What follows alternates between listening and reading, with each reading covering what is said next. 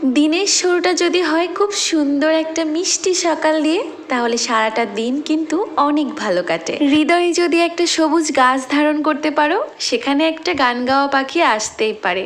Hello আমার মিষ্টি বন্ধুরা, কেমন আছো সবাই? আশা করি অনেক অনেক ভালো আছো। আমিও খুব ভালো আছি। আবারও একটা নতুন ব্লগে তোমাদের সবাইকে ওয়েলকাম জানাচ্ছি। তো দিনের শুরুটা হয় আমার ব্যালকনি থেকেই, সেটা আমি তোমাদের সাথে এর আগেও শেয়ার করেছি। সারাদিনের আমার কাজের কিছু অংশ আমি তোমাদের সাথে আজকে শেয়ার করব। বাসায় খাওয়ার জন্য যে কলমি শাক আনা হয়েছিল, একদিন সেখান থেকে আমি কয়েকটা ডাল নিয়ে এখানে লাগিয়ে দিয়েছিলাম। তো সেখান থেকে প্রায় এই কচমিগুলো বের হয় আর আমার খাওয়াটা এতে হয়ে যায়। আমি বেশ কিছুদিন যাবত এই কলমি শাকটা বাজার থেকে কিনে খাই না, এই ব্যালকনিতে যেটা হয় সেটা দিয়েই আমাদের হয়ে যায়। এই যে আজকে ডগা কেটে নিয়ে এসেছি, কিছুদিন পরে যেয়ে দেখবো আবার কচমি ছেড়েছে। তাছাড়া নিজের হাতে লাগানো সবজি তুলে এনে রান্না করে খাওয়ার মাঝে কিন্তু একটা আলাদা রকম ভালো লাগা কাজ করে। তো এই যে আমি শাকটাক তুলে নিয়ে আসলাম ব্যালকনি থেকে, আবার এদিকে দেখলাম অর্থির বাবা বাজার থেকে মাছ নিয়ে এসেছে। ও তোমাদের একটা কথা বলে রাখি, আমার প্রত্যেকটা ব্লগ ভিডিও কিন্তু ফ্রাইডে স্পেশালি হয়। আমি প্রত্যেকটা শুক্রবারে একটা করে ব্লগ ভিডিও তৈরি করি, তবে এডিটিং এর জন্য একটু দেরিতে শেয়ার করা হয়। তো এটা একটা কোনো একটা ফ্রাইডেরই ভিডিও। আর যে লং ভিডিওতে স্টোরিগুলো শেয়ার করা হয়, সেগুলো নর্মালি প্রত্যেক দিনের রান্নাবান্নার ভিডিও দিয়েই শেয়ার করি। তো এই যে আজকে বাজার থেকে কিছু পোয়া মাছ আর কিছু বেলে মাছ আনা হয়েছিল, সেগুলো আমি কেটে ধুয়ে পরিষ্কার করে ফ্রিজে রেখে দিয়েছি। শুক্রবারে সবার অফডে থাকলেও আমাদের মতো ঘরের গৃহিণীদের কিন্তু অফডে থাকে না। ওই দিন যেন আমাদের কাজটা একটু বেশি বেড়ে যায়। তো এই যে বাজার নিয়ে আসা, রান্না বান্না সবকিছু মিলে একটু বেশি প্রেশার পড়ে। তাছাড়া রান্নার মাঝেও একটু স্পেশালিটি থাকে, যেহেতু ছুটির দিন। তো আজকে অর্থির বাবা বলছিল একটু মুরগির মাংস করতে, আর সাথে হচ্ছে ইলিশ মাছ রান্না করতে।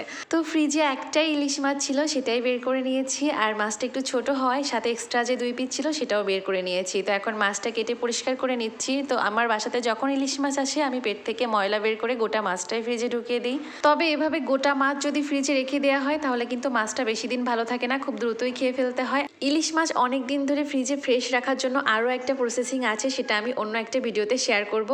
তো আজকে আমি তোমাদের সাথে ইলিশ মাছের আমার পছন্দের একটা রেসিপি শেয়ার করব। তো ইলিশ মাছের যত প্রকার রেসিপি আছে, তার ভিতরে এই রেসিপিটা আমার কাছে সব থেকে বেশি পছন্দের। আর সেই রেসিপিটার নাম হচ্ছে সর্ষে ইলিশ। আমি মাছটাকে লবণ হলুদ মাখিয়ে নিচ্ছি ভাজার জন্য। তো ইলিশ মাছ কিন্তু ভেজে রান্না করা লাগে না, যেহেতু আমার মাছটা ফ্রোজেন করা ছিল, এই জন্য আমি একটু ভেজে নিচ্ছি। সবচাইতে ভালো হয় যখন টাটকা মাছ বাজার থেকে আনা হয়, সেই মাছটা যদি রান্না করা হয়, সেটা যে এত মজা লাগে। আর আমি যেহেতু পদ্মা নদীর পাড়েই থাকি, এই জন্য আমার একটু টাটকা ইলিশ মাছ বেশি খাওয়া হয়। কিন্তু যখন টাটকা আনা হয়, তখন কিন্তু আমি কাঁচাই রান্না করি। সর্ষে ইলিশ, ইলিশ ভাপা, এগুলো তো কাঁচা মাছই বেশি ভালো লাগে, তাই না? তো এই জন্য তো ফ্রেশ মাছ লাগবে। তো আজকে আমার মাছটা খুব বেশি তো ফ্রেশ ছিল না, যেহেতু ফ্রিজে ছিল, এই জন্য না ভেজে রান্না করলে ভালো লাগবে না। তবে মাছটা কিন্তু বেশি ভাজা যাবে না, হালকা এপিটোপিট করে ভেজে নিচ্ছি, ভেজে নিয়েই তুলে নেব। তো আমার মাছটা কিন্তু ভাজা হয়ে গেছে, মাছটা আমি তুলে নিচ্ছি। যে দেখুন, আমি কিন্তু হালকাই ভেজে নিয়েছি। এখন এই যে তেল আছে, এই তেলের ভিতরে কিন্তু আমি আরও একটু সরিষার তেল অ্যাড করে দিয়েছি। আর এই সরিষার তেলটা একটু গরম হয়ে আসলে আমি ওর ভিতরে দিয়ে দিয়েছি গোটা কালো জিরে ফোড়ন। এখন কালো জিরে থেকে যখন একটু হালকা স্মেল বেরোবে, তখন আমি এর ভিতরে দিয়ে দেবো সরিষা পেস্টটা। তো এখানে কিন্তু শুধু সরিষা পেস্ট করা না, এর ভিতরে পোস্ত, সরিষা, তারপরে কাঁচামরিচ আর হচ্ছে 2টা পেঁয়াজ কুচি করে সবকিছু একসাথে পেস্ট করে নিয়েছি। তবে এর মধ্যে সরিষাটা কিন্তু আমি শিলপাটাতে পেস্ট করেছি, আর বাকি যেগুলো ছিল সেগুলো আমি ব্লেন্ডারে ব্লেন্ড করেছি। সরিষাটা শিলপাটাতে পেস্ট করার কারণ হচ্ছে সরিষার যে ঘ্রাণ আর ঝাঁজটা কিন্তু পরিপূর্ণ থাকে। ব্লেন্ডারে করলে আমার কাছে মনে হয় যেন ঝাঁজটা একটু কমে যায়। আপনাদের কাছে কি মনে হয় জানি না, এটা আমার কাছে মনে হয়, এটা আমার ব্যক্তিগত আর কি। তো আমি সরিষাটা পেস্ট করে নিয়েছি, তারপর একটু ছাঁকনি দিয়ে ছেঁকেও নিয়েছি। ওর যে খোসাগুলো ছিল, খোসাগুলো আমি ফেলে দিয়েছি। খোসাগুলো ফেলে দিলে হয় কি, যে এই যে যখন আমার গ্রেভিটা হবে, গ্রেভিটা একদমই স্মুদি হবে, যার জন্য আমি হচ্ছে খোসাগুলো ছেঁকে ফেলে দিয়েছি। তো এখন আমি ওই তেলের ভিতরে মশলাটা দিয়ে বেশ ভালো করে কষিয়ে নেব। মশলাটা আপনি যত ভালো করে কষাবেন, আপনার গ্রেভিটা কিন্তু তত বেশি মজা হবে খেতে। তো যে কোনো তরকারি মশলাটা ভালো কষালেই দেখবেন সেই তরকারিটা খেতে অনেক বেশি মজা হয়। ইলিশ মাছ রান্না করতে কিন্তু বেশি সময় লাগে না, যার জন্য আমি 2বার জল দিয়ে একটু বেশি করে মশলাটা কষিয়ে নিয়েছি। তারপর যখন মশলা থেকে তেল ছাড়ছিল, আমি জল দিয়ে ঢাকা দিয়ে দিয়েছিলাম। ঝোল ফুটে উঠলেই আমি মাছগুলো দিয়ে আরও একবার ঢাকা দিয়ে দিয়েছি। তো এখন দেখুন, আমার কিন্তু প্রায় মাঝামাঝি পর্যায়ে রান্নাটা চলে এসেছে। এখন আমি মাছগুলোকে একটু আলতো করে নেড়ে চেড়ে দেবো, যাতে করে ঝোলের সাথে মাছের সাথে ভালো করে মেশে। সর্ষে ইলিশ যে শুধুমাত্র আমি পছন্দ করি সেটা কিন্তু না, সর্ষে ইলিশ আমার বাসাতে সবাই পছন্দ করে, সবার এটা পছন্দের রেসিপি। তাছাড়া ইলিশ মাছ রান্না করতেও আমার অনেক ভালো লাগে। তার কারণ কি জানেন, ইলিশ মাছ রান্না করতে বেশি মশলার প্রয়োজন হয় না, বেশি সময়ের প্রয়োজন হয় না, এই জন্য অনেক বেশি ভালো লাগে।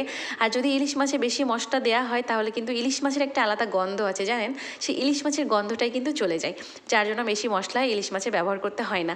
তো এখন আমার এই যে দেখুন রান্নাটা প্রায় শেষ পর্যায়ে চলে আসছে। আমি এর ভিতরে 2টা কাঁচামরিচ দিয়ে দিয়েছি একটু ফ্লেভারের জন্য। রান্নাটা আমার একদমই হয়ে গেছে। এখন আমি একটু কাঁচা সরিষার তেল দিব উপর দিয়ে, তারপরে নামিয়ে নেব। তো চিকেন রান্নার ভিডিওটা আজকের আমি তোমাদের সাথে শেয়ার করব না। যদি শেয়ার করতে যাই তাহলে ভিডিওটা অনেক বড় হয়ে যাবে। আর ভিডিও যত বড় হবে তত কিন্তু আমার ভয়েস দিতে কষ্ট হবে, এডিটিং করতে কষ্ট হবে। আর জানোই তো একটা ভিডিও এডিটিং করতে কত কষ্ট হয়, কত সময় লাগে। এই যে আমার রান্নাটা একদমই কমপ্লিট। এখন আমি এটা নামিয়ে নেব। এখন গরম গরম ভাতের সাথে পরিবেশন করার পালা। কিন্তু আমি তো গরম গরম ভাতের সাথে এখন পরিবেশন করতে পারবো না, কারণ আমার এখনো একটা রান্না বাকি আছে। তো আমার সর্ষে ইলিশ রান্না তোমাদের কাছে কেমন লাগলো অবশ্যই সবাই কমেন্টে জানিয়ে দিও।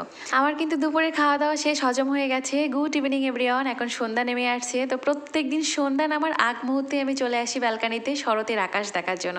এই সময়টাতে যে আকাশটা এত বইই থাকে আর এত সুন্দর থাকে তোমাদেরকে বলে বোঝাতে পারবো না।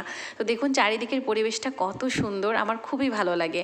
তো এই যে ব্যালকানি থেকে চলে আসলাম, মাথাটা প্রচণ্ড ব্যথা করছে। তো আমার কর্তা মহাশয় আমাকে বলছে যে একটু চলো বাইরে ঘুরে আসি, যেহেতু ছুটির দিন আমাদের বাসাতে খুব একটা থাকা হয় না। তো আজকে আর যাব না, আমার প্রচণ্ড মাথা ব্যথা করছে। এটা শুনেই কর্তা মহাশয় চলে গেল রান্নাঘরে যে আমার জন্য আদা দিয়ে চা করে নিয়ে আসছে। উফ, প্রিয় মানুষের হাতে চা। তো গাইস ভিডিওটা আর বড় করতে চাচ্ছি না, এখানেই শেষ করছি। সবাই ভালো থেকো, সুস্থ থেকো, টাটা।